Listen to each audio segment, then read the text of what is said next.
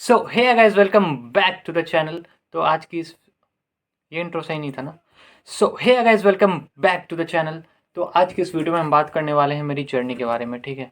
कि मतलब कैसे मैं इंडिया से जो है रशिया आया एमबीबीएस करने के लिए, कैसे मैंने अपनी नीट की प्रिपरेशन की और कैसे मैं मतलब यहाँ तक पहुँचा हूँ। तो उसके बारे में जो है हम बात करने वाले हैं, जैसा कि मैंने अपनी पिछली वीडियो में बताया था कि इसके बारे में हम बताएंगे कभी और किसी और दूसरे वीडियो में।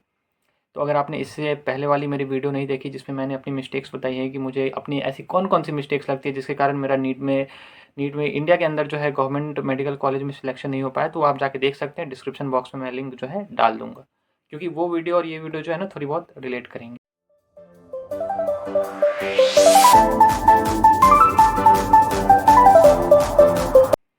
सो समय था मार्च का अराउंड 2020, जब हमारे बोर्ड्स एग्ज़ाम चल हो रहे थे। उसके पहले 12th क्लास में ही 12th क्लास के मिड में मैंने जो है नीट का अपना एप्लीकेशन फॉर्म जो है फिल कर दिया था। फिल करते करते मेरा एक मन तो कह रहा था कि ना भरो, क्योंकि मैं ऐसा कुछ खास प्रिपेयर कर नहीं रहा था कुछ नीट के लिए, ठीक है।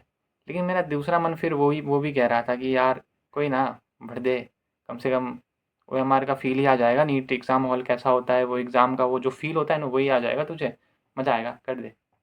तो वो अपनी दूसरे मन की बात सुन के जो है मैंने फॉर्म भर दिया। और मैं नीट के लिए इसलिए नहीं प्रिपेयर कर रहा था क्योंकि एनटीए वालों ने बना रखा था कि जनरल कैटेगरी वालों को कम से कम 50% नंबर जो है होने चाहिए नीट के लिए। तो इसीलिए मैं नहीं प्रिपेयर कर रहा था, क्योंकि मैं सोच रहा था कि क्या पता मैं नीट नीट इतना करूँ, इसके लिए प्रिपेयर करूँ तो मेरे 12th में परसेंटेज कम रह जाए और 50% से भी कम रह जाए, फिर क्या ही फ़ायदा रह जाएगा इतना नीट नीट करने का। तो मैंने सोचा अभी 12th बोर्ड्स पे फोकस करते हैं, नीट तो बाद में भी प्रिपेयर करके जो है दिया जा सकता है। तो ये सोच के मैंने जो है प्रिपेयर नहीं कर रहा था, मैं 12th पे फोकस कर रहा था।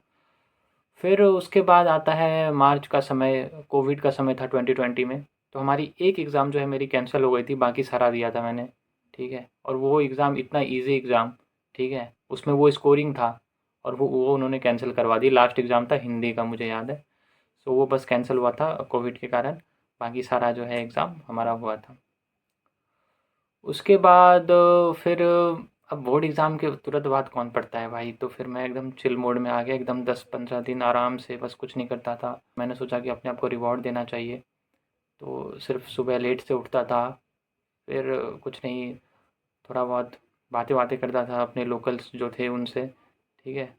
फिर मौज मस्ती करके फिर रात में खाना खा के आराम से जो है सो जाना है। तो ऐसा ही बिल्कुल 10-15 दिन आराम से चिल किया मैंने, मतलब फिर अप्रैल का समय जो है इस तरीके से जो है आ चुका था, ठीक है। मतलब मार्च ख़त्म, अप्रैल के मिड में हम आ चुके थे और मई में होता है नीट का पेपर, ठीक है।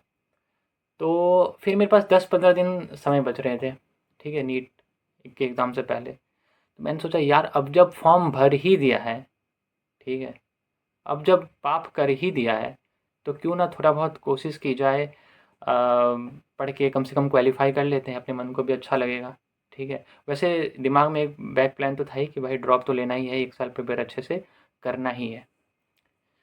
सो उसके बाद मैंने जो है अपना यूट्यूब वगैरह से थोड़ा बहुत प्रिपेयर किया, बायोलॉजी वगैरह मैंने वही जो मैंने आपको बताया था जितेंद्र सर के जो यूट्यूब लेक्चर्स थे, उससे जो हाई स्कोरिंग चैप्टर्स थे बायोलॉजी के, जैसे सेल बायोलॉजी उन्होंने बताया था, तो उनकी ही बातें सुन के मैंने जो जो 5-6 चैप्टर थे वो मैंने प्रिपेयर किए।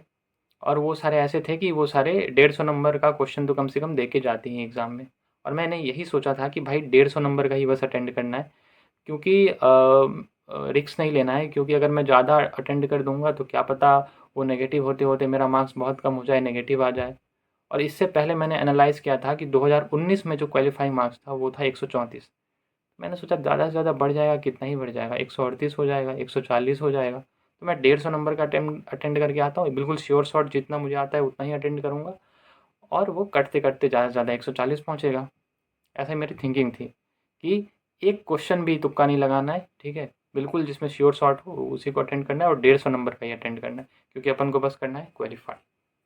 अब यहाँ से एक प्रो टिप आप लोग ले सकते हो, अगर आपने ज़्यादा कुछ नहीं पढ़ रखा है, आपको पता है ना अपने नीट के लिए, तो आप कम से कम 250-300 नंबर का अटेंड करके आओ ही, क्योंकि आप ऐसे भी फेल होने ही वाले हो, क्योंकि आपने ज़्यादा कुछ पढ़ नहीं रखा है, ठीक है। अगर आप कम अटेंड करते हो तो लोगों को लगता है कि वो नेगेटिव नहीं होगा, हम श्योर शॉट करके जा रहे हैं तो वो सही ही होगा, लेकिन वो नेगेटिव हो जाता है और वो पता नहीं चलता कैसे हो जाता है, लेकिन वो हो जाता है।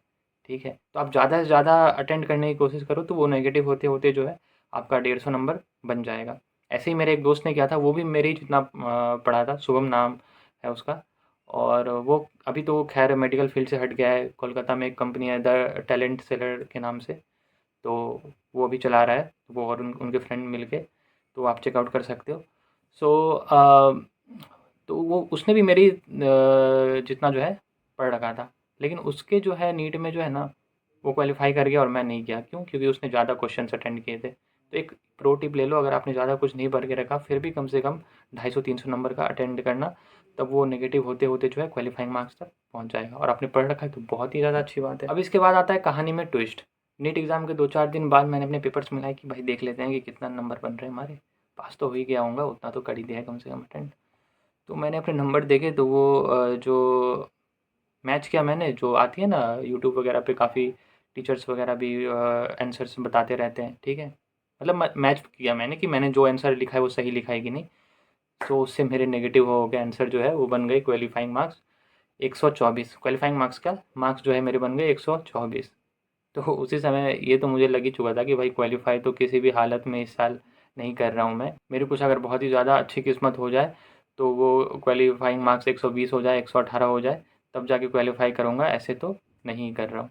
अब उसके बाद एक और ट्विस्ट आता है, रिजल्ट का दिन। और रिजल्ट का दिन आता है तो भाई एनटीए वालों ने 5-6 नंबर और काट लिए और मेरे नंबर बने तकरीबन 118। बताओ।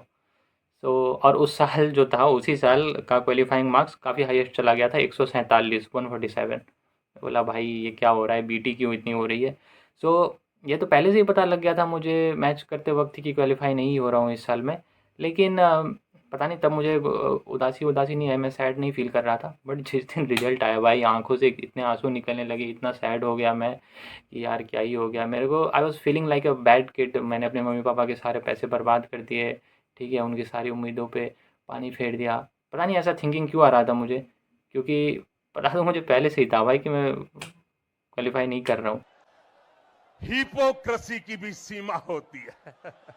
बट इसका एक फ़ायदा ये हो गया कि फिर पापा ने उस समय मुझे कुछ कहा नहीं, ठीक है, कि क्यों इतने कम नंबर रह गए, क्या हो गया। और मम्मी तो इवन मेरे साथ आकर रोने लग गई कि कोई बात नहीं बेटा, होता है, पहले अटेम्प्ट में किसका निकला है, बहुत कम लोगों का निकलता है, अगली बार।